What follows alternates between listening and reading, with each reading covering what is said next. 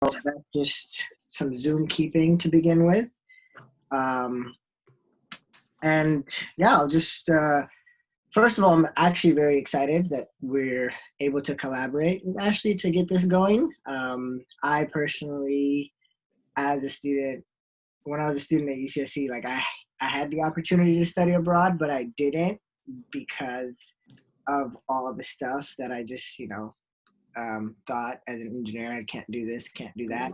So I'm happy to put this together with Ashley for you all to know the options and possibilities to study abroad.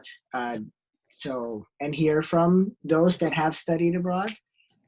And yeah, so my name is Donai Wilder Gabriel. I am one of the EOP STEM counselors. I will be a co-host today. And I will let Jen say what's up. What's up? Okay. I'm Jennifer Wood. I'm your MEP academic counselor, and I really didn't do much for this. I'm just here I'm here. So I'm over to Ashley, the real true mastermind of today. Thank you guys. So my name is Ashley Bayman. I use she, her, a pronouns, and I'm a study abroad program coordinator and advisor. I am so excited to be in this space with you all. I think about study abroad and STEM students. There's not as much conversation around, what we consider in study abroad as an underrepresented group. So I'm happy that we can be here to engage in, dialogue and conversation around how can you study abroad as a STEM student? Why should you study abroad as a STEM student? What real value will it have to you? And to really see how study abroad comes to life through the stories of our panelists. Now, while I myself was not a STEM student in college, I was a student who thought studying abroad was, not for me. As a first generation, low income, transfer student of color who worked 2 jobs to get herself through college. Really just getting into college itself was enough, I didn't know that there were other opportunities that I could incorporate into my college experience because I was so focused on graduating. And then I got the opportunity to study abroad once, and it ignited an affinity for intercultural living and learning that really puts me here today in the space to have this dialogue with you all. So very grateful for the opportunity. Today we have 3 study abroad alumni STEM panelists. And if you guys wouldn't mind just introducing yourselves, sharing a little bit about you, you can just go in the order that you are here on the slide. I can go first. My name is Bethlehem Tarek, and I go by BT. I'm a technology and information management major, and I'm a 5th year. So the entirety of my 5th year, I quote unquote studied abroad, and I'll talk about that later. And I studied abroad in South Africa at the University of Cape Town. Thank you. Hi everyone, my name is Talu, and I am also a 5th year, and I am studying robotics engineering, graduating this spring. And I just got back from, thank you, I'm excited. I just got back from France, studying there in the winter. Hi, my name is Michael Choi. I'm majoring in electrical and computer engineering now as a grad student. I did study abroad about a year ago. I went to Japan during summer with UC Davis as a faculty-led project. It was pretty cool. Let's talk more about it once I sit down. Thank you all so much for being here today and just being willing to share your stories.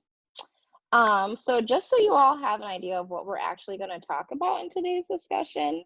So first we're going to start by debunking some of the myths to studying abroad. Oftentimes I hear students say like, oh, well, I can't study abroad because of this or because of that. So let's look at what the this or the that is and really kind of debunk some of those things with some big facts. Then we'll look at some of the study abroad program options available to you all, but really focusing on programs that have a strong STEM focus, so computer science, engineering, and others. We'll talk about financial aid and next steps because how to pay for study abroad is, one of the biggest concerns that students have. So I want to make sure to answer any questions about that for you all, and of course, incorporating our students' perspectives and how they were able to pay for their opportunities and going over some next steps, but really finishing it and giving the floor to our panelists to share their journeys and to allow you guys to ask any questions that you might have. So I think it's always important to start with some context when we talk about studying abroad. Here it says who is studying away. So studying away is another term that we use for study abroad, but it's more inclusive because you don't have to go international to have an enriching intercultural learning experience. But just looking at these statistics, this is from the 2017-2018 academic year. Open Doors is an international education organization that collects national data. And in that academic year, it says, over 300,000 US students studied away. Now, this number is quite small when we think that, there's 17 to 18 million students in higher education. So study abroad makes up such a small percentage, and we'll talk about why that's important later. But out of those students, 25% came from the STEM fields. Here they're listed. We can see how kind of the numbers have changed over time. But as we see here, math and computer science are highly underrepresented. So that's why I really wanted to highlight some programs in those areas here in a little bit. And I want this to be like an informal conversation with us all. Yes, sure, I'm facilitating it. But as you have questions, don't hesitate to unmute yourself or ask in the chat box. Then I will be moderating. So we really want to make sure whatever we cover is relevant to you all.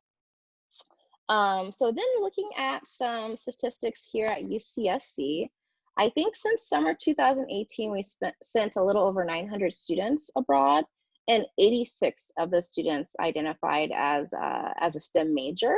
So only about 9% of the total study abroad population, much lower than the national statistics. Out of those students, 7% identified as transfer students, 45% were on financial aid, 27% no aid, and then 28% were unknown. So of course these numbers, are a little skewed because we have just unknown data. And then here we can see the majority of participants study abroad during the fall or the summer. However, Tulu and Beatty are exceptions because they studied abroad in the winter and the spring. And I'm sure they'll share why they decided those times here in a little bit. But really, I just wanted to kind of go over why are we even having this conversation? What's the real value of studying abroad in a way? And I'd say, being exposed to different lifestyles and ways of living and thinking allows you to be more creative and problem solving in both your academic and professional careers. Working in science and engineering industries, you'll be surrounded by people from all different cultures. So it's really beneficial to learn how these cultures behave. Here we just listed some academic benefits, which may include studying STEM from a new cultural perspective. What's the pedagogical approach to engineering if you're studying it in Germany rather than the US? Personal benefits. I remember when Tulu spoke in another event we had, she talked about the confidence that she gained through her study abroad experience just by traveling alone, and hopefully she'll share some more of that with us later. But then also looking at all of the career benefits. A lot of students don't realize that you can participate in an internship program abroad. You can conduct international research.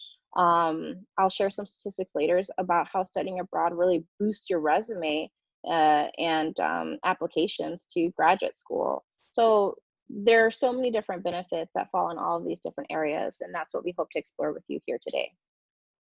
So kind of going into debunking some of the myths. So I'm really not the most technologically savvy person, I'll admit it, but I did want to create a poll just to see some of the myths that you guys think or that you guys hear about often.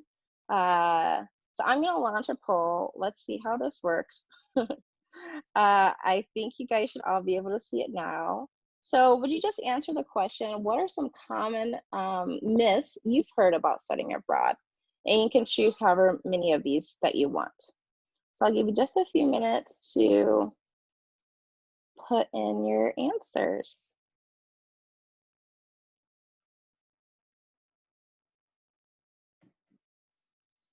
Okay, studying abroad is too hard to fit into my. Great. seems like all of these you guys have heard before. Very interesting. Okay, I think I might go ahead and end the poll. Let's look at some of the results. So what are some common myths you've heard about studying abroad? The one that we saw the most is studying abroad is too hard to fit into my academic degree plan. So, you know, the myth that you have to take a 5th year to study abroad, or if you study abroad, you can't graduate within 4 years. I hear that all the time.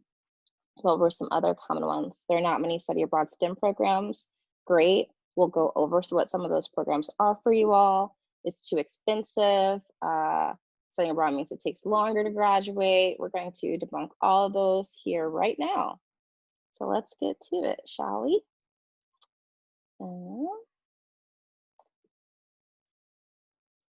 So, study abroad myth number 1. Studying at UCSC is already too expensive. I can't afford to study away.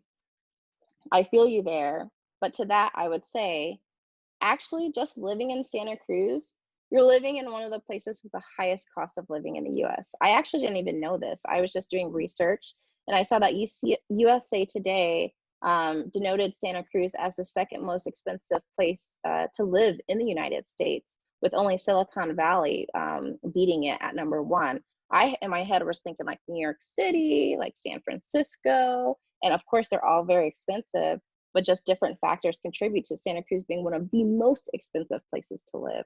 So anywhere that you go, maybe outside in the world, could be more affordable than staying in Santa Cruz. And we know that the high cost of living is just outrageous. And then also you get to take your financial aid with you. So your financial aid will adjust to the total cost of your program. And I'll talk a lot about financial aid later, but basically it adjusts to meet the cost. So let's say you receive, 80% of your tuition and other costs are covered with financial aid at UCSC, more or less 80% of your costs are covered in your study abroad program. And there are so many scholarships. And because, as I mentioned earlier, STEM majors are underrepresented in study abroad, there are even more scholarships available for STEM students. There are also a lot of different low-cost study away locations. I've listed some here, and we do have exchanges in New Hampshire and New Mexico. So if you don't want to leave the United States for one reason or another, there are opportunities for you domestically. Going on to the second myth, studying away will delay my time to graduate. I do hear that a lot. And to that, I'd say, typically students who study abroad, I mean, this from my own personal experience, you kind of come back with this reinvigorated interest in academic pursuits and a renewed passion for lifelong learning. Not only that, if you go on a UC program, you get UC credit. And so that credit automatically goes in your transcript. Whatever grades you get abroad affect your GPA. So it's very much integrated into your academics at UCSC. You can take courses to complete major, minor, or GE requirements. I hope our panelists will share what their courses count towards here later. Many of the programs are discipline specific, and I'll definitely go over what those look like for STEM majors. But not only are they discipline specific, but they allow supplemental learning opportunities like research or fieldwork or internship. And then all students are required to get signatures from their major advisors and college advisors so that everyone knows exactly what you plan to do, so that we can all ensure that you don't delay your time to graduate if you didn't want to. So looking at the third myth, studying away isn't an option for STEM students. I saw that in the poll. To that we say, student study away is an option for everyone. So despite your major, your immigration status, your financial situation, class standing, etc., we really want to make study abroad as open and accessible as possible to all students. Here I've highlighted a list of different STEM programs, but it's not an all-inclusive list. In fact, if you received the calendar invite, on it I have an attachment of a document that I made of STEM-specific study abroad programs. But we'll share it, we'll follow up with you all and send that out again, just so that you have that resource for you. And then finally, study away. It's not worth the hassle. Well, I think you'd be surprised. earlier when we looked at the numbers and we saw that such a small percentage of students study abroad, only 3%, that means you actually stand out when employers and graduate schools are looking at your resumes and applications. There was a study done by an international education organization over 20 years, so a longitudinal study. And in the study, they found that study abroad participants had increased hireability because of the different skills that you gain, including, cultural understanding, language proficiency, what have you. Study abroad students were able to secure jobs more quickly after graduation. They had higher starting salaries. They said that the average was $6,000, and they had a higher acceptance rate into grad school. So 90% got into their first or second choice. So just through these statistics right here, it can be worth your time if you want to make it a part of your plan. And Jen, Danai, me, we're all here to help and support you through that process. So you might be thinking, okay, this all sounds good, but how can I actually study abroad? So now I want to go into some of the different program options available to you. So at UCSC, there are 6 program types that we offer students. There are faculty-led programs. So the list in the black are our campus-based programs. So they're managed by UCSC. So the faculty-led programs means you go abroad during summer session and you're with UCSC faculty and majority UCSC students. They're UCSC classes. So it's just like you're taking a class on campus, but you're not on campus. You're in Greece, on the coast or what have you. And they're discipline-specific courses. Then we have UCSC Global Exchanges. It's highlighted because it's something I'm going to go into in a lot more detail. But these are programs that are exchanges with our campus. So our campus has a partner at another institution abroad, and we send our students to their campus and they send their students to our campus for a semester or a year, and it's just a bilateral exchange. Then we have our UCSC domestic exchanges with the University of New Hampshire and the University of New Mexico. So it functions the same as a global exchange. And again, I'll go into more detail how that actually functions here in a second. But then we have partner-based programs. So one is the University of California Education Abroad program, known as UCEAP for short. And that's a program that provides opportunities for students from all the UCs to participate in. So Beatty and Talu will talk about their experience with UCAP because that's a program that they went on. It's very integrated into the UCSC system. It's managed by UCOP. You get UC credit, you get your financial aid. And I say it's the most popular program option just because of all the different programs that they offer. You can also study abroad with another UC. So as M. Choi mentioned earlier, he studied abroad with UC Davis. So UC Davis offers summer faculty-led programs. All the UCs, in fact, offer summer faculty-led programs. And then finally, you can study abroad with an organization or institution that's not affiliated with UC. The only thing with these programs is you can't take your financial aid and it's transfer credit. So it's a little harder to participate in these programs. But if you're an out-of-state student, you don't have to pay non-res supplemental tuition for those programs. But let's go into the 2 that I've highlighted here, global exchanges and UCEAP. So with the UCSC exchanges, as I said, you're basically just trading spots with a student for a semester or a year. You get UC credit, so it automatically goes in your transcript. There's nothing that you have to do to get your courses to count towards the total units that you need for graduation or anything. The unique thing about these programs is that you pay UCSC tuition. So there's no other out-of-pocket tuition costs. You pay UCSC tuition and your living expenses abroad. So for that reason, it's a lot cheaper than attending UCSC because the living expenses abroad in these places tend to be a lot more affordable than, just living costs in Santa Cruz. These programs are only open to juniors and seniors, but we really don't see many sophomores studying abroad, and freshmen can't study abroad. And you get to take your financial aid on UCSC exchanges. So we have departmental exchanges and we have campus-wide exchanges. Department exchanges means that they're based in the department. So all the coursework that you would do is already pre-articulated for the major. So you don't have to petition for a course to count towards anything because it's already been pre-articulated. And then campus-wide means that you can do any courses, but they're not pre-articulated, so you'd have to petition. And then here's the domestic exchanges. So looking at some global exchanges that are very relevant for STEM students, the first one is the Korean Advanced Institute of Science and Technology. It's called KAIST. It's a program that is open to computer science and engineering students. So all of the classes that you would do are already pre-articulated. You just do your 4 classes, they come back in your transcript, and they already meet a major requirement. And I'll go to the program page just so you can see how to like search for that and find out more about that program. But then we also have other global exchanges. So we have 2 in Denmark, Aarhus University and Technical University of Denmark. At Aarhus, these are the type of course offerings that they have, but both of these programs are really kind of situated in the STEM major.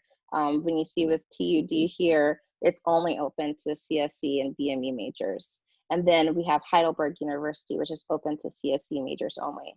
So I'm gonna click on this just so you guys can kind of see, like, okay, if I wanna know more, how do I find out about that?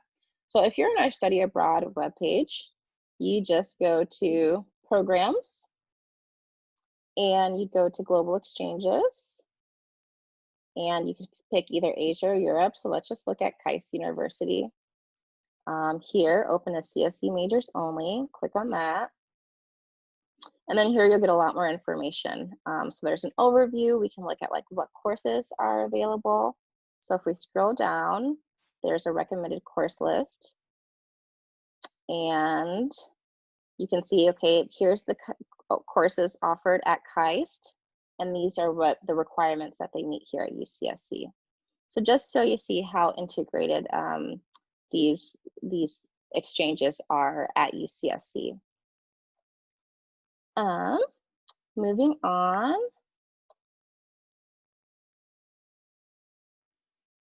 So now we'll move on to UC-EAP, because this is the program that the majority of our students partake in. This program allows you to go abroad at any time. So as for exchanges, it's only during the academic year. There's no summer exchanges. UC-EAP offers programs during the summer, fall. They offer quarter programs. There's really a wide range of opportunity to go on a UC-EAP program. You can study virtually any subject and or language. And again, many are discipline specific.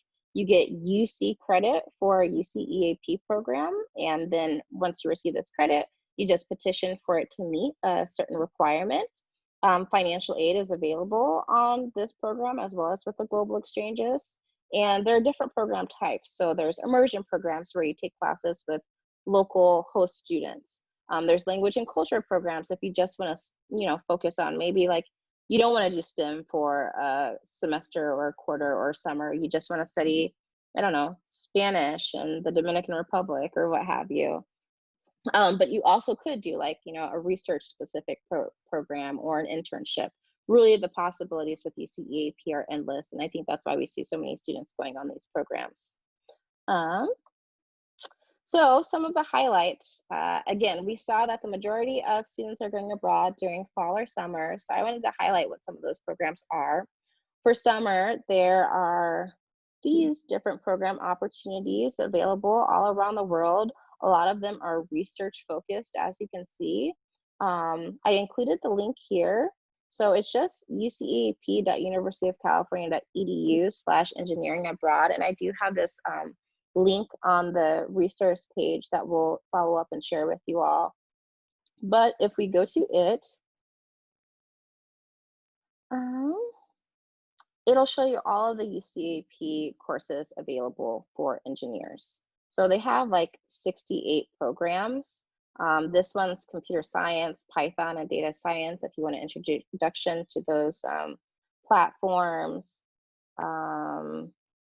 And when you're on this page, you can be like, okay, I know I want to study abroad and, during this specific term, I have this GPA and I want to go to this country. It'll also tell you, the class level that you must be in. So your sophomore, junior, senior, by time you would depart for the program.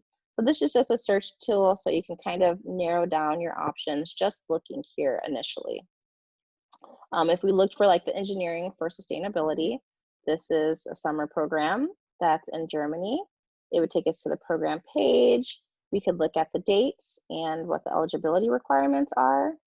So, okay, early July to early August, sounds good. Tells you what the eligible majors are. It'll take us to the academics.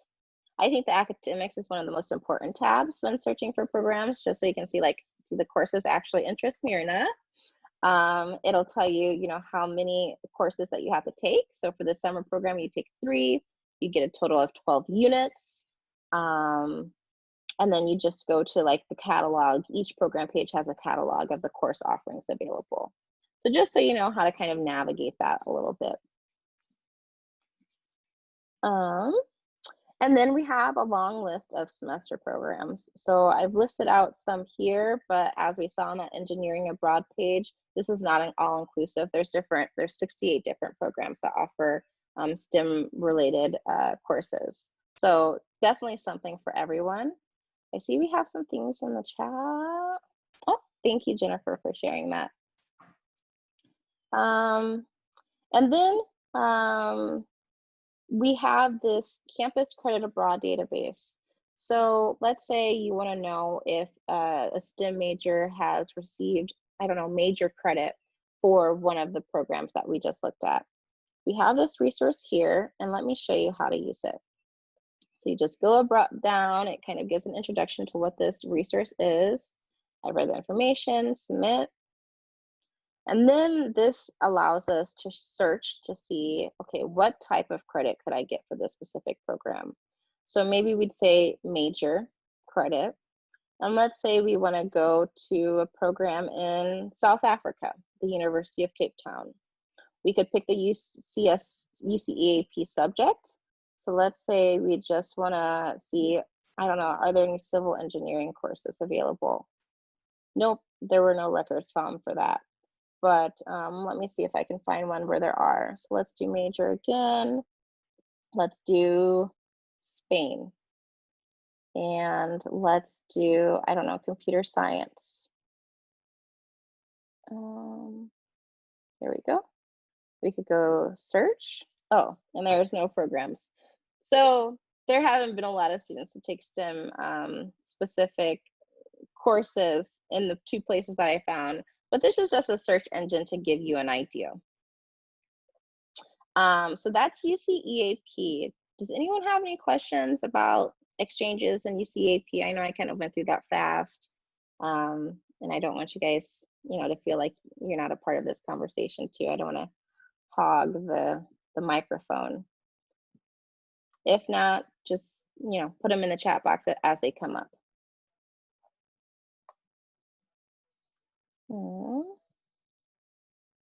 Okay, so to talk about, yeah. Sorry, Ashley, I was just gonna point out to everybody how many opportunities there really are. Like there's just so many ways that you can do this, which is amazing. I had no idea. My mind is blown. Awesome. And actually, let me just see if I can pull up. I guess afterwards, I wanted to show you guys the resource that I created for you guys all to really make this this search really easy for you. But we'll look at that after if we have time. I really wanted to touch on financial aid quickly before handing it over to our panelists, just because it's such a big part of studying abroad. So as I mentioned, financial aid is available on all UC programs. So any campus-based programs like faculty-led exchanges, UCEAP, as well as other UC programs. If financial aid adjusts to meet the cost of the program. So again, typically students receive more or less the same percentage of aid they receive as a student at UCSC while they're on campus. So if 90% of your costs are covered at UCSC, then more or less 90% of your costs would be covered while you're studying abroad. And if your program is, you know, more than what it costs to go to UCSC, again, your package will increase to meet those increased costs. Summer aid is available, but as with any UCSC course, summer aid is limited. You have to be taking at least 6 credits to receive financial aid. And if you want the summer university grant, you have to take at least 10. Of course, once you find a program, your study abroad advisor would be happy to talk a little bit more what your aid package might look like and how you can actually get an aid estimate. There are also so many scholarships available. Veti won the Gilman Scholarship, and I hope she speaks about that experience here in a minute. But Gilman offers up to $8,000, $5,000 if you're just going a regular study abroad program. But if you're going abroad to study what they call a critical need language, you can receive $3,000 more. Critical need language is like Japanese or Chinese. They have a list of what they consider critical need. There's also UCEAP Promise Awards. So if you go abroad with UCEAP, they do have their own scholarship available to students. 1 in 3 students are awarded the scholarship. So very high chances of obtaining the scholarship. And especially if you talk about your experience as a STEM student, because it is an underrepresented group, it gives you even higher chances of getting these awards. And here's another one called the Fund for Education Abroad. Again, when you meet with your study abroad advisor, we'll go over all the different scholarship opportunities that might be available to you. So quickly, just talk about some next steps. You're like, okay, this all sounds good, but how do I actually get started? So the first thing is you really need to plan ahead for study abroad in order to integrate it into your degree plan and not have it delay your time to graduation. So typically we tell students to plan at least a year before. So right now we're in May. If you wanted to study abroad next spring, right now is the time you get started thinking about it and meeting with your major advisor, researching programs and things like that, because deadlines are like 4 to 8 months before departure. And if you wanted to know what deadlines are, if you just go to our study abroad website, at the very top, there's a deadlines link that will tell you the deadlines for all of our programs. We require that all students create a study abroad profile. So all you have to do is go to studyabroad.ucsc.edu/slugsabroad, or if you just go to our regular website, at the very top, there's a thing that says Slugs Abroad here. That's our application database system. And we ask all students to just log in using your regular cruise ID and just create a profile. So that asks things about like your name, your pronouns. There's a student identity section. So if you identify as A, B, or C, we'll provide more resources and information for you. We explain the different program types in a lot more detail. It's really just to serve as a resource to get you familiar with the study abroad process in general. And then we encourage you guys all to explore program options. So you can explore programs by visiting our study abroad website. At the top it says programs, or just come and set up an appointment with a study abroad advisor. And if you're like, you know, I am a BME major and I want to go abroad in Italy and take courses for my major, what are my options? And we'll help you narrow down programs that might fit you and your personal academic and or professional goals. So here's our contact information. This is our website, studyabroad.ucsc.edu. Any questions that you ever have, never hesitate to write us at studyabroad.ucsc.edu, or you can give us a call and schedule an appointment with us. So now we're going to take some time to engage with the panels. I know I don't want to talk anymore. I'm sure you guys don't want to hear me talk anymore. So let's get into the nitty-gritty of what the experience is actually like from people who have lived it.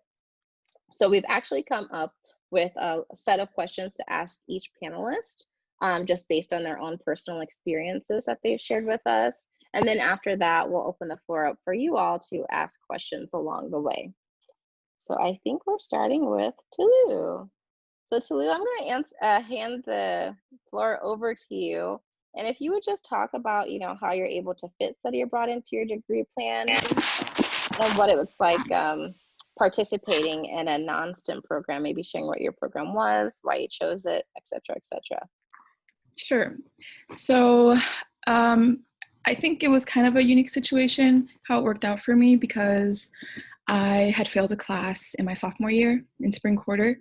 And so I knew I needed to retake it. But with the way my schedule was, like every quarter for all 4 years was pretty full. And for senior capstone, it's a year long, 3 quarters. So I just decided to like do the senior capstone in my 4th year, and then leave one class each, like a required class for my major for fall quarter and spring quarter of this year. So right now I'm retaking the class that I had failed in sophomore year. But so by doing that, I was able to study abroad in the winter quarter. So it was really just by taking my capstone in fourth year and then staying a fifth year that I was able to go. But I'm really happy I did that. And then what was my experience like participating in a non-STEM program? So my program was social justice and activism in France. And not even gonna lie to y'all, I just feel like I've been out of touch with, you know, the reading and the writing and the essays. So it was hard, it really was. But it was still fine. It kind of helped that I was eventually able to take them pass no pass. I mean, not saying that I was doing terribly, but it was a little difficult for me. So I don't know if any of you will relate to that. Any other questions? Yeah, and so will you just explain what your program was a little bit more, what it focused on, and like, were you able to get any credit for it? It was just for credit, like GE credits. But I actually like finished all my GEs already. So, but the program was focused on like social justice movements within France. Like when I was there, there was a huge pension strike going on that was affecting a lot of the transportation workers. And so we focused mainly on that, and also like how the people living in the peripheral areas of France are treated and like what their life is like. So, I mean, it was pretty cool. It's just like social justice, but in the French context. And did you choose that program just because you wanted to do a winter quarter program, or had you considered doing any programs that had any type of STEM focus at all? No, I really needed a break. I really did. And so I was like just going based off of like which programs were offered in the winter and like which one sounded most interesting. And I just knew Paris. Like I was deliberating which country I wanted to go to, and I decided on Paris just because like it's in a pretty like prime location in Europe, and I know I would be able to travel a lot while I was there. That is so real, that just needing a break. And I think Yeah. like some students, like especially if you're STEM, like you do have like a very like rigid like course map that you have to do while at UCSC. So study abroad can just give you the opportunity to, you know, do something completely new to you, something that, you know, might even be fun. Yeah. Do you want to speak a little bit to the travel that you got to do while you were there? Yeah, so I just like since study abroad kind of was I didn't even know that if I was going to be able to go. So when I went, I was like, I need to make the most of this. And Paris is in such a great location, and so weekend trips were so what do you call it? Attainable. And like buying a flight ticket or a train ticket was like $100 or less, which was really cool. And so literally every other weekend was like a trip to a new country. And it was like really cool because the other people in the program, they want to travel too and they want to explore.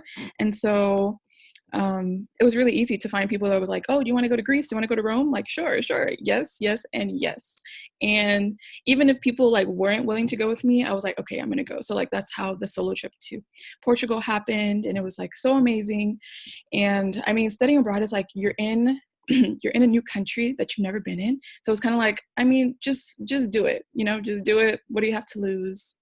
And like, hopefully you have no regrets. But I didn't have any regrets, so I'm really happy about that.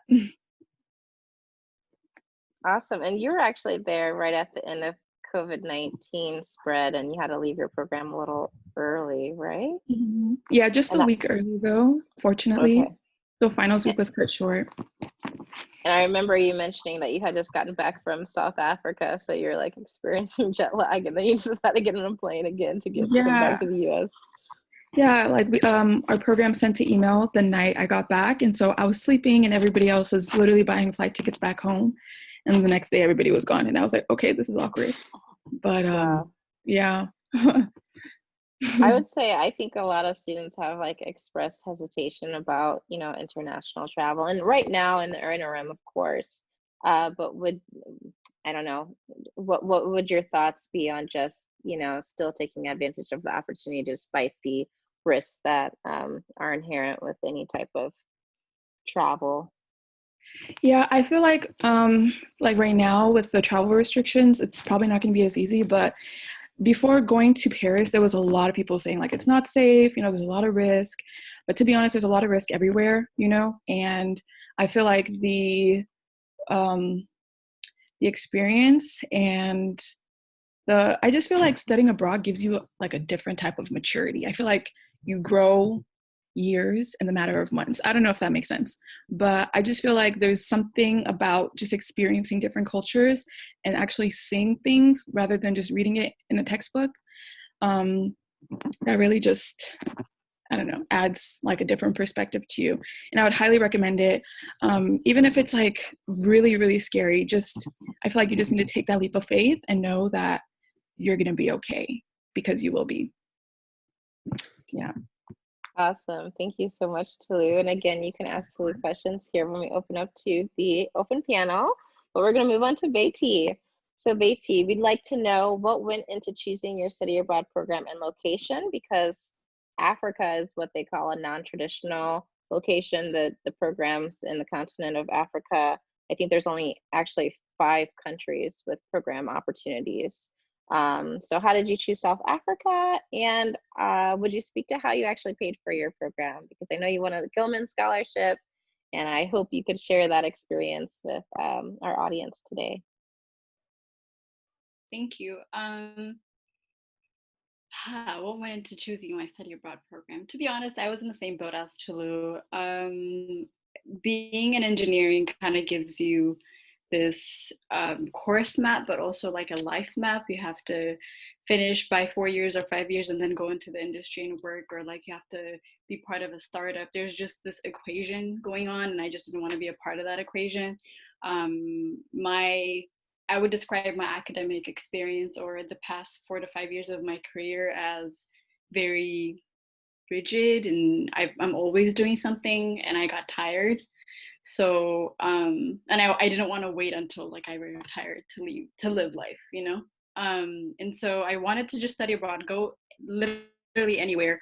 So the first thing I did was go into one of the sessions for the UCAP study abroad. There's a session, I forgot the name, but there was a session about how you can study abroad, what programs are available, et cetera, et cetera. And I went into that and I was like, okay, Europe, because like it's very easy to travel around Europe. I can go to a bunch of different countries. It wouldn't be that bad if I go to England, because I wouldn't want to learn a new language, because English is my second language. I don't want to learn a new one. And at first I wanted to go to London School of Economics to just cross off an econ class. That was a requirement for graduation. And then later I was actually speaking to Ashley about it, and she talked to me about how, since I'm from Ethiopia, and a lot of people think that going to Africa for study abroad programs is quote unquote untraditional, but I am from there, so I didn't really see it as that. And Ashley mentioned that there's a bunch of programs available in Africa, and some and like places that are predominantly quote unquote Black, right, and more culturally not I'm at a loss of words, but a place where I can learn more about who I am and my people, basically. And I started looking into a bunch of programs in the Caribbean, I think, and in Africa. I was looking at Senegal, Ghana, and South Africa specifically. But the more I learned about each of the programs, I thought UCT, or University of Cape Town, fit my schedule, and they had a variety of courses. I could take engineering courses if I wanted to. If I wanted to take a computer science class, I could. And most of my classes would transfer to UC as UC credits, and I would be able to cross off my SIGE, and the SIG I saved so I could take it abroad, and the econ class I needed to graduate. So I was like, why not? And I think the University of Ghana, I feel like, is for bio majors, and there's a lot of research at that campus, and I wanted a place that was that had a lot of departments that were available to me specifically. And I feel like UCT was that place because I went thinking that I was taking these 4 classes I had signed up for a month or 2 before my program started. But when I got there, I completely switched my whole schedule and I still was able to transfer those credits. So they have a variety of departments, courses, and a lot of things you can do on campus. That's why I chose UCT. And how I paid for my program. Okay.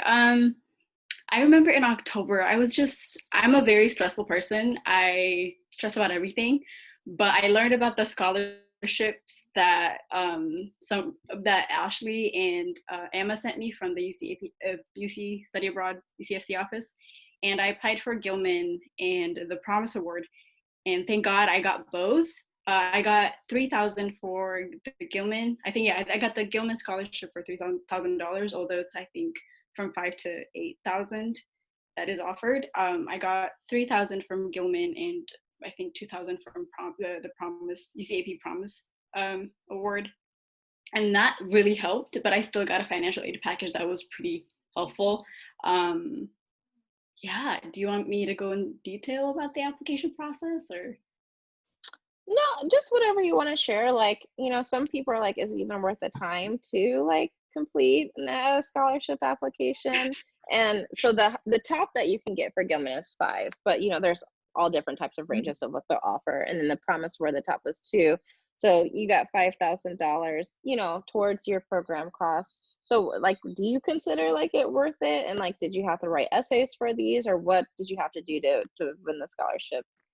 Oh yeah, it was definitely worth it because I did not worry financially when I was abroad, and that is very important. I wouldn't want to be stuck somewhere else that is not my home. If there's a case of instability, whether it's political or not, or even the pandemic, and I was able to get out of that really quickly because I had financial support. And so the Gilman Scholarship specifically is a Department of State scholarship, so they're pretty resourceful. They update you on what's going on in the country, in your city, where you are, your campus, and when the pandemic even broke out, they offered flights, and they even paid for our flights. So I think there was a lot of support from their side, and it's completely worth it. I wrote one essay and basically altered that specific essay into the prompts that were asked by the different scholarship. I think I applied for everything, but I didn't get the FEA one. That was $10,000. It was, yeah, I knew I wasn't going to. That's a lot of money. But I just wrote one essay that was very specific to me. And a lot of scholarship essays are pretty similar. So I altered some of the details and some of the ways that I wrote them to fit that specific prompt. And it was worth it. I think it took me about a week, but I only worked a few hours a day or like just maybe an hour. I would edit it and I would take a break and I would look at it again. So worth it. You have to do it. Yeah, and I remember the study abroad advisor for South Africa said that Beatty's personal statement was one of the best she had ever read. So awesome job, Beatty. And we as study abroad advisors will look at your scholarship essays. We'll provide you edits and feedbacks. We've worked on all of these scholarship review committees, so we know exactly what they're looking for the scholarships. But thank you for sharing your story, Beatty. And then finally, Choi. So we'd like to ask you first, how did you hear about the opportunity to study abroad through another campus? We really don't see so many students going abroad through another UC. So what you did was a really unique experience. So if you talk about that and then just like reflecting on everything, do you think that study abroad has influenced your life in any way post-undergrad? So the floor is yours. Can you guys hear me? I'm using my computer. I can switch to my phone real quick so you can see. There you go. Hello? There we go. Hello, everyone. Hello. Well, the question was how, oh wait. Mute myself. Hello? There we go. Is this better? Sorry about that. I had it on the wrong mic. Sorry. Hello? You're good. Good? You're on. Mm-hmm. Perfect. Just making sure. How did you hear about the opportunity to study abroad through another campus? The funny thing is it was from an email. It was from an email from the engineering department. They just send a weekly email and they're like, here's some scholarships, here's some study abroad. What do you want to do? And before I even apply for this, I was already looking into study abroad in Europe. When I was in Europe, like looking at the application, you have to do two applications, one for slug abroad and one for the EAOP. I think that's right, EAOP. UCEAP. Uh-huh. Oh, UCE. The reason Acronyms. I'm getting those, yeah, I'm getting those mixed up because when you're doing actually a faculty-led UCSC program, it actually requires one application instead of two different types. So, you know, knowing me, I chose the easier route. But what caught my eye was that it mentioned Japan and it mentioned sustainability and environmental building. And knowing me, I was minoring in sustainability as an electrical engineer, and I wanted to learn more about sustainability, especially abroad. So what caught my eye was knowing that it was UCSC, it was part of the engineering department. So I was like, all right, I could maybe fill my minor with this like program itself. But also if it doesn't work out, it was part of civil engineering. So maybe I could get some credits for engineering. I was just taking the classes because I realized it could benefit me in the long run. I didn't just take it just to have fun. Kind of did, because you know who wouldn't want to go to Japan? But also I feel more comfortable going with a faculty, especially the faculty I went with is Professor Bolander, John Bolander. He's a civil engineer at UC Davis. He's really wonderful. He's the OG. He's like, I've been doing this for like years. So I felt really comfortable going to visit him. When we were in the emails, things you should plan ahead is your flights. You should definitely plan ahead. The earlier you plan, the cheaper it is, and also time zones. So the funny thing when I was flying there is the time zone change. So I thought I was gonna be there a day early. So my professor was like, "Okay, you're gonna be there a day early." So I was like, "Okay, I'm gonna sleep in these micropods and try these tiny homes. I've never tried any of these. I'm gonna try them all." Flying their solo trip. No one wanted to go with me except myself. Why not? Uh, so when I was flying there, I realized I actually reached there exactly on time when we were supposed to meet. So it worked out. So definitely plan ahead. Your airport. You should definitely try to UC faculty led. They're more smaller. Like I think it's smaller, right? There's only 18 of us. So bigger program means more students, harder to interact with professor. A lot of times you're traveling, you'll be in the train. Maybe you could be, well, yeah, mostly we're in train. So you could interact with students and your professor. So it was pretty nice. And how has study abroad influenced your life anyway? Post grad. I mean, I'm still passionate about sustainability. Going to Japan, seeing how they built their like architecture of their homes, how they use passive heating to cool down their house without even using a fan, based off the structural design. It was super fascinating. The hardest thing was this course. It was civil engineering. I'm electrical engineering and forces in different areas. It was a struggle. So you could have fun, but you also have to make time to study. And that was the most difficult part for me was trying to study while trying to have fun. So you know, sometimes you just gotta find a cafe, sure. You gotta find the internet. Definitely find a way to enter hotspot. Definitely get a mobile device with hotspot. That was like a lifesaver for a lot of students. I had it for them, and they had internet everywhere they go.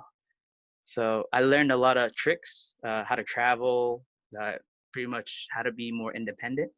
Because at one point, my professor got us homeless. At one point, he was like, guys, we're supposed to have a hotel here, but they say we didn't book it, so we have nowhere to stay right now." And then everyone was like, "We're homeless for a couple of days," and he was trying to figure something out, and it worked out. We actually got a really nice hotel afterward in our own room. So sometimes you live in a double, sometimes you live in a triple, sometimes you live by yourself. I like the ones by yourself. But yeah, definitely the experience is very unique, very dynamic. So whatever you're expecting, it's gonna happen on top of other things you'll never expect. So definitely try it out, and it's affordable. So, like you mentioned, summer you need 6 units to qualify. I had 8, so I was right in like partial financial aid. If you're 10, it'll be fully covered. So I do recommend maybe doing it fall, winter, or spring. It'll cover it. if you have full financial aid package. But yeah, that's about it. So. Thank you. And yeah, there are some summer programs that will get you 10 units. So if you definitely want to do summer and you want to get full financial aid funding, you just have to find a program that's with 10 units. And again, you just come to our office and we'll help you. But now I'm going to stop share. And I really want to open up the floor to everyone who's here and who has a question. I have a question.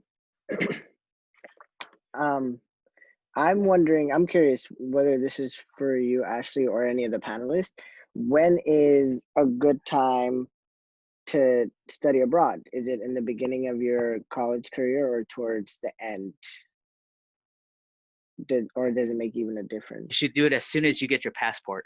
So get your passport done first. That's going to take the longest. It's going to cost money too. So prepare for that too. I think it depends on the person. If I had done it earlier, I think I would not have gotten so much out of it. My program got suspended a month and a half in, and I was supposed to be there until mid-June. So I didn't really get to experience it fully. However, doing it in my 5th year allowed me to plan ahead a lot smarter. I don't think I would have planned it the same way if I was a sophomore trying to study abroad my junior year. Because I decided to study abroad the summer of my junior year, thinking, oh, I don't want to work for my entire life, and I want to see something before I go into the workforce. So for me, I finished all my classes in my senior project my 4th year. And I had thought about graduating my 4th year, but I extended my enrollment so I can take fall quarter off just to travel and to see family and just spend some time. I didn't want to be in an academic setting at that time because I was working every summer and I was always doing something and I just needed a break. So I took fall quarter off and then studied abroad my last semester of undergrad, which was supposed to be right now. So I'm done after this. But for me, it made sense because I wanted to just end undergrad with like a bang with a bang. And I wanted to feel less pressure when I was abroad. I didn't want to think about coming back and having to take a class or thinking that I have to come back and thinking that I have to fulfill a requirement or that I have to do this and that. I mean, it would make sense to have classes afterwards in the case that you do poorly on your classes while you're abroad, but maybe just save the easy classes for your abroad courses so you can learn more about the environment versus you trying so hard to fulfill a requirement. It can be a GE, but I'm just saying this sometimes, like right now, my SIG is harder than my senior class that I'm taking while at UCT. It could be different, but doing it later in your academic career, I would feel like it gives you a better, you know how to navigate the academic setting already. You know how to plan your financials, hopefully by your 4th, 3rd year, better than when you were a freshman or sophomore. So I think it gives you like a push to do better and be better while you're abroad. I'd say go whenever you could fit it in.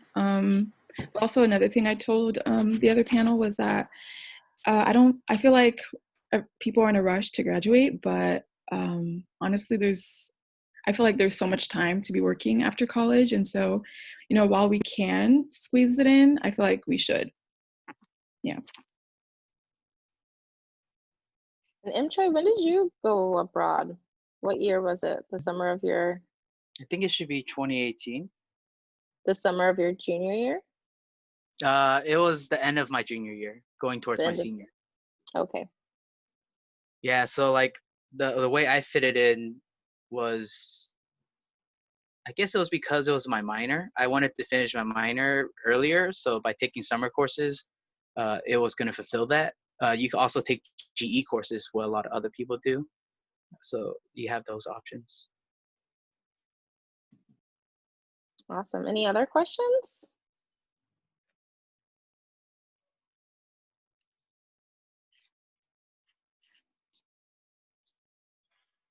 Maybe they can type it out if they want to. Yeah, of course. Put them in the chat box if you want. Whatever you're comfortable with. I have a question for Tulu. So how was your like course load? Like how many classes did you take, and like how is that possible with like going on trips during the weekends? So it was required that we take 3 classes. One was a general course and a general language and city history course, and then 2 others. To be honest, okay, this is gonna sound kind of bad, but I was not prioritizing school. Like I was doing my work for sure, but I was also prioritizing the trips. Like, I don't know. I was studying abroad because I wanted to take a break from the stressful course load. And yeah, I mean, I guess it was just like squeezing it in during the week, making sure I was working overtime Monday through Thursday, and then Friday through Sunday, I was going somewhere else. And were they like units, like 5 units each for the 3 classes? Yes. Mm-hmm. Thank you. You're welcome. Do you want to Toulouse, when you traveled during the weekend, were you traveling to other parts of France, or what countries did you visit? I actually didn't do much travel in France, which I kind of regret right now, but I will do that in the future. But I was able to travel to London and Italy and Portugal and Greece and South Africa, and then Amsterdam and Brussels. Yeah. Wow. It's so great. Like Paris is in such a central location, so like honestly, plane tickets were like $100. And I did go broke on the program, but then tax returns came through, and so Hey. yeah. When I think of you, the sign that comes to my head is, I'm round, I'm getting it. It's mine.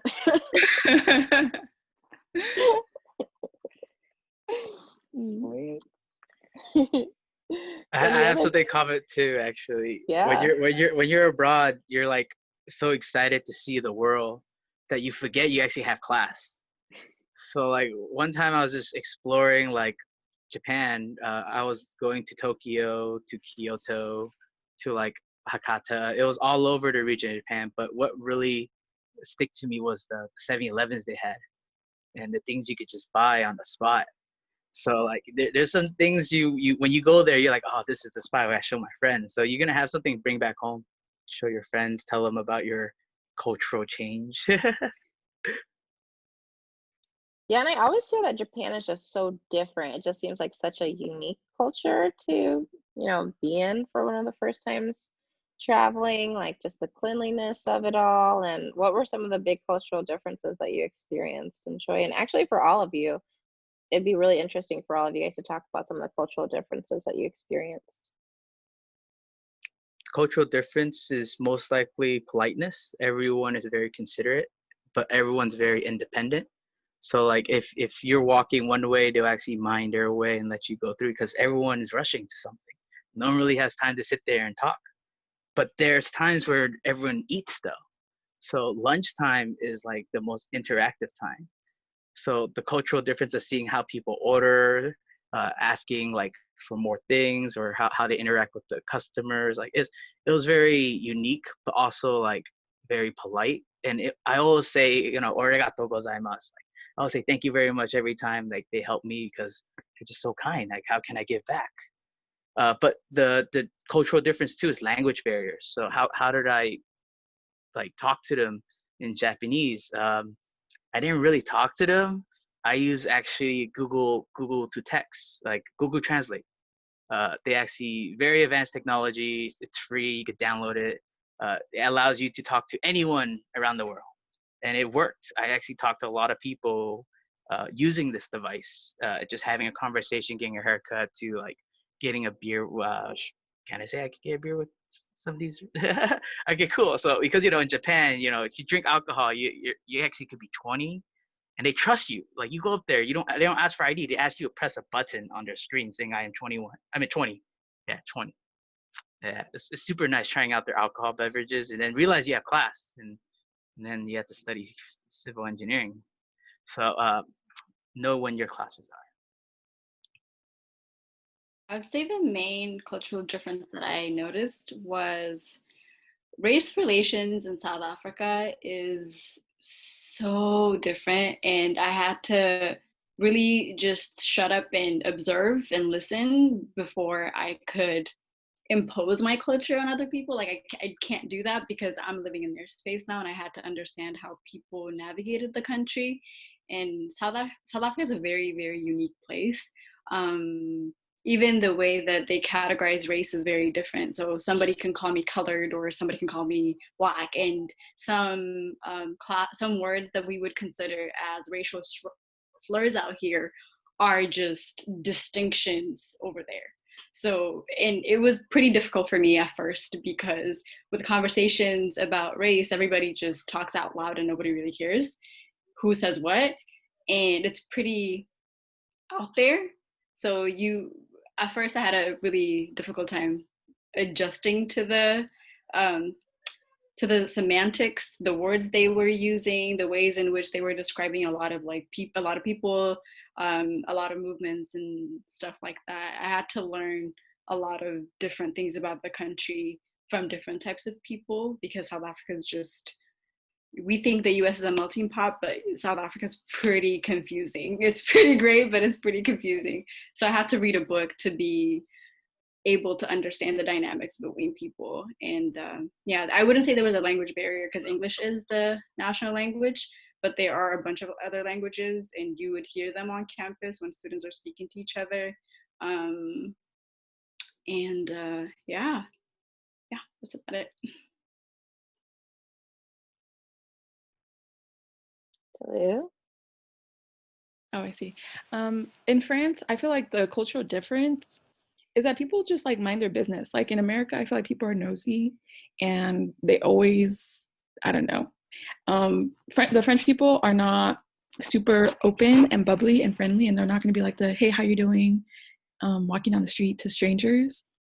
And like they're not going to smile at you when you're walking down the street, which is like, it was different, but I don't know, I kind of respected it because everybody was literally minding their own business, and I knew nobody was going to be looking at me when I was like a bum walking down the street. You know what I'm saying? Like they were staying in their lane. Yeah. What about how did you navigate the language barrier, or was there one? Did you find everyone spoke English? You know, so I was learning French a little bit, and it was pretty hard, but a lot of people did speak English, but there was some people that were just like, I would ask them if they spoke French, if they spoke English and French, and they would be like, do you speak French? And I was like, no. So, but it was also a learning experience. Like I was in France, I wanted to learn, so I was trying, and I think that they appreciated the effort. And yeah, I mean, sometimes it was difficult, but other times like people were really really understanding. And like French people, before I went, people were saying that the French hate Americans, but they were really welcoming to me. Like there was like at the bakery, like a guy gave me a free pastry, and I was like, okay, like I should have came here long before. Hello, hi. So, and I was seeing a lot of that in France, so I was really surprised, but I was like pleasantly surprised. Awesome. Any other questions? I know we're over time, so I want to be respectful and mindful of that. But of course, feel free to email Danai or me. I think our information is in the flyer, or we'll follow up with any of the participants because we want to make sure that you have the resource page. It's also the links in the chat box. But just take the time to thank so much our panelists for showing up and showing out, sharing, your experiences abroad. I love hearing the student perspective. It's why I do what I do. So thank you guys so very much. Danai, any last words? Well, I see Tolu just dropped her email for any questions. I know she's open to dropping any of her knowledge to anybody that wants or is interested. If any of the other panelists are open to sharing their contacts, feel free to do so. For those of you who got a chance to join us today and sit in on this conversation, thank you all for making the time. I hope it was beneficial and definitely get you thinking to broaden your perspective. Yeah, and the other panelists also just put in their information as well, so feel free to hit them up. And like Ashley also said, the piece of resource that she put together is available on the Google Drive I shared with you all, so feel free to check that out. I think we will be following up with the attendees today with that information. But yeah, I just want to say thank you all for coming through. I hope you're all doing good. I hope you're all staying safe. Week 8 is here. We're in it. And I hope that's treating you good. Time goes fast, crazy. But here we are. So yeah, that's me. Again, yeah, thank you. Jen, Ashley, I'm going to just turn it back over to y'all, see if y'all got last minute words, and then we can let y'all go. So glad to see everybody. Thank you all for coming. I hope that you will consider studying abroad or studying away. I think it's my one regret from college that I never did. So you should do it if you can. And Ashley, can they email you directly with questions, or do you want them to email study abroad, or what would you prefer? Yeah, let me add my email here in the chat box. So of course, please feel free to email directly if you want to just add general questions, or you can't remember mine, or if you don't write down my email that's in the chat box, studyabroad@ucsc.edu works too. Whatever works for you all. I think if y'all are interested in getting access to the recording, I don't know if we could share it with the attendees. Yeah. But that's definitely something we can follow up with you all about. I also want to say, Ashley, well done with the presentation. I thought it was very informative, packed with a lot of details. And yeah, and for the panelists that joined us today, thank you all for coming out. I know it's rough, but y'all are doing it. Thank you all for making the time.